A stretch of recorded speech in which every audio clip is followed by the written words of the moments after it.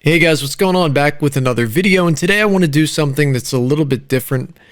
A little, obviously not a Grand Theft Auto video, but I was looking at car prices here on Bring a Trailer.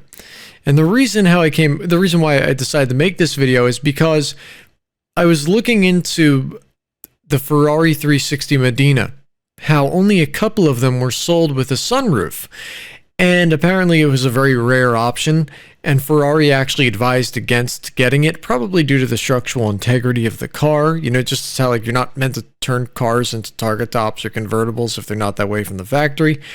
And I was shocked that when it sold, if we can find it here, if I can find it, it only sold for here it is. It sold for $65,000, and this is in 2020. And how many miles did it have on it? And it was just crazy. 17,000 miles. It had a sunroof. It's really cheap. It almost makes you think gee, did it have a branded title? I didn't read through it, but I assume it didn't. And this one sold for a little bit higher. When did this sell? See, a year later, how many miles on it? More mileage, but again, it's a 6-speed, so it's more desirable. So I wanted to start taking a look at these car prices. Now, a car that I was obsessed with back in 2019, I think because they were attainable and everybody were, they were saying they were ugly, which I don't think they are, was the Porsche 996. And these car prices, how much they've gone up, it's crazy because the whole notion of a bargain kind of seems, it's history now, So just I'll type in 2002 for the sake of narrowing it down. And let's pick here, okay, so a 29,000 mile 2002 Porsche 911 Turbo 6-speed. It sold for $46,000 in 2019 for it had 29,000 miles on it. If you look at it, it's obviously in very good shape. It's such a beautiful car. But a 911 Turbo, which still is a remarkably fast vehicle for 46 grand and 29,000 miles, especially with how reliable these engines are, is a hell of a deal. So now let's see what they're going for now. I want to find one. Okay, so here's a 25,000 mile 2002. So it only is 4,000 miles less. And now it's selling for 72,000. It may not seem like a big jump, but I think it's an enormous jump. I don't know about this interior black. You can't really go wrong with. But this one has lower mileage, just by about 4,000. So I'll try to find another one here. Maybe we'll go up to 2020 because I think that's sort of a little bit before where this whole proliferation began. So here is a 2002 6-speed. How many miles on it? 60,000 miles isn't bad at all. I really don't think it is for this type of car. Can we find another one with 60,000 miles on it? I hope so. Otherwise, I'll look like a bit of a fool. How many miles does this have on it? Okay, another one with 60,000 miles. That was a 6-speed. I guess this was before the time of PDK. But again, that probably further elucidates the point that this is not a 6-speed, 60,000 miles, selling for $66,000. This one was a turbo 6-speed, arguably better color than green, and it's selling for $20,000 more. Now we'll go into Ferrari 360 because I like looking at them, to be honest. And the thing is, too, I assume that there must be some type of threshold, some type of transitory period where a car goes from losing its resale value. You buy it new, maybe it goes down in price, given when there's no shortages. And then eventually over time it climbs back up because it's becoming a classic. So I just want to pick a solid year. Let's do 2002 again. I don't know.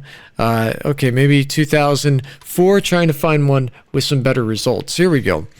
Okay, so here's the first one, which is the 2004 Ferrari 360 Spider. It sold for $70,000 to 2020, and it had 21,000 miles on it.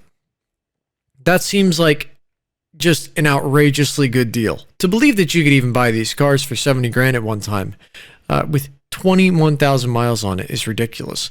Now, there was one that I had over here.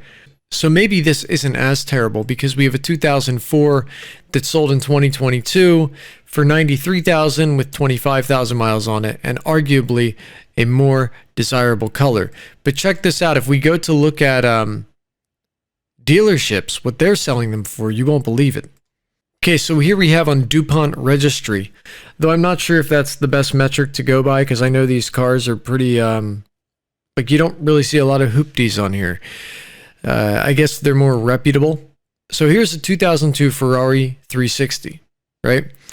And it's got 13,000 miles on it, 184,000.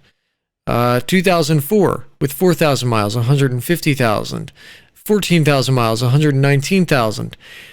And you know, that thought of having a car for $70,000 just a couple of years ago seems like a complete and utter pipe dream now, as does loading the next page. Here we go. 14,000 miles, $91,000. I mean, I'm having a hard time. Here you go. Look, perfect example. 20,000 miles, just 5,000 less, or was that one 21,000 miles? Yeah, so just 1,000 miles less, and it's selling for 119,000. And not only that, I don't think it's a 6-speed. If it is, that kind of defeats the purpose of my point, but I really doubt. No, it's not a 6-speed. I guess what they had back then was F1. So here's another car that has exploded in value. I almost wonder if value is the right word, because when everything goes up in price, I don't think you're getting value anymore, but you get the idea. You know, all of them are going up in price, but I'm trying to focus on cars that you'd see and you'd think, okay, that's a bargain. Like most people thought, you know, if you have a good income, maybe a Ferrari 360 is in fact attainable, or a 996 Carrera. But this was one that I think everybody loves, which is the Honda S2000. I decided to pick 2007, I guess, for the hell of it, because, you know, just pick any year. So let's pick a 24,000 mile Honda. And yeah, 24,000 miles, and it sold for $25,000 back in 2018. And as time marches on, here is a 26,000 mile Honda for $44,000. It's a lot of money, really is. I forget up until what year they produced them. I want to say maybe 2000, maybe like 2008, 2009. Now the Acura Integra Type R. I actually found out about this website by seeing a big news story about how expensive on one of these, you know, car blogs, a Type R sold for. And I think at the time it was like a mind-boggling $60,000 or something. Could we find it? Wow, 82,000. I think it may have been this one. 27,000 miles, you know, pretty good. So let's say we wanted to buy one back in 2020 for a reasonable, mind you, mileage. So I don't know. I'm trying to think of, okay, maybe 38,000 miles is okay. I was even thinking like 60,000, but okay, 38,000 mile Honda Integra Type R, Acura Integra Type R, excuse me, for 26,000. Now, if we want to find one for 38,000 miles, well, first off, this is a 1998, sold for 51. Let's see how many miles this has on it. Okay, so this is 85,000. Most recently, about here, 97, 67,000 miles on it. And this one all the way at the top, a 7,000 mile 2000. Yeah, a lot of money. And sorry to keep harping on this model of car, but I always remember seeing people drive around in the 997 Turbo. And the reason why I like them so much is because you could look at that car and you could say to yourself, it's really not that expensive in a good way. I mean, it wasn't like, you know, you viewed someone as a poser. I just mean, it was kind of uplifting. Like, man, I could have a 911 Turbo for maybe 60 grand or so, or as you saw earlier in the video, for 46 grand. I could buy a low mileage 996 Turbo 6-speed. Who the hell wouldn't want that?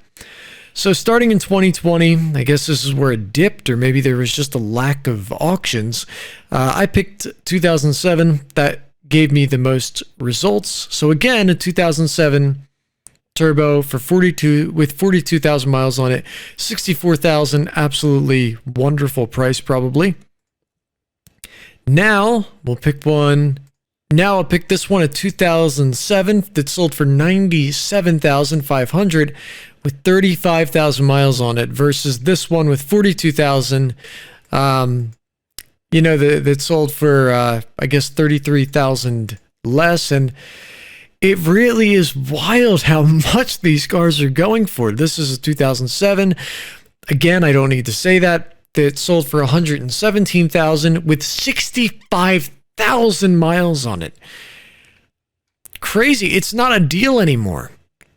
I mean, if I was a millionaire, I think I would still go out and buy one of these, but damn, that's a lot of money. The Nissan GTR, the R35. This is kind of disheartening because back in 2000, let's go to 2020. Okay, 2020, I could buy a 2017 for 73 grand with 10,000 miles on it. It says shown. Not bad. 73,000. Now what are we at? Let's pick, can we get another 2017 somewhere? Can we root one out? Okay, how about a 13,000 mile 2015? So again, 2 years older with 13,000 miles on it, but you are paying about 5,500 more. And now, I don't know, a 10,000 mile premium. I won't pick a premium because I don't know too much about most of these cars, GTRs. 2014 that sold for 77,000 with 21,000 miles on it. Man, I remember people saying that GTRs used to hover around 70, 80,000, maybe 60s if it was like higher mileage, and maybe even 50 if it was a 2009. That's when we first got them here in Japan. They were manufactured in 2007 is when they started. Yeah, so a 14,000 mile GT3 RS right now in this beautiful spec. I love this color. I think it's signal orange, is it? I think it's signal orange. And there's also signal green too, which is a really high premium. That you could buy this for $134,000 with 14,000 miles on it. And now if we could find another one, oh, there it is, my signal green. No, that's older. What year was this again? Okay, we'll just do a 2007. Here's another one. 22,000 mile, 190,000. 8,000 mile, 246,000, as opposed to, it's just crazy what these prices have gone to. I assume the highest, or no, I was going to say the 4.0, but they didn't make them yet. And again, what are the ones down here? Real low. Yeah, they're all kind of just GT3s. 10,000 mile. That's still a pretty good deal, right? But what year was this in? 2021? Yeah, just wild. I keep using that word. Anyway, I'll see you next time.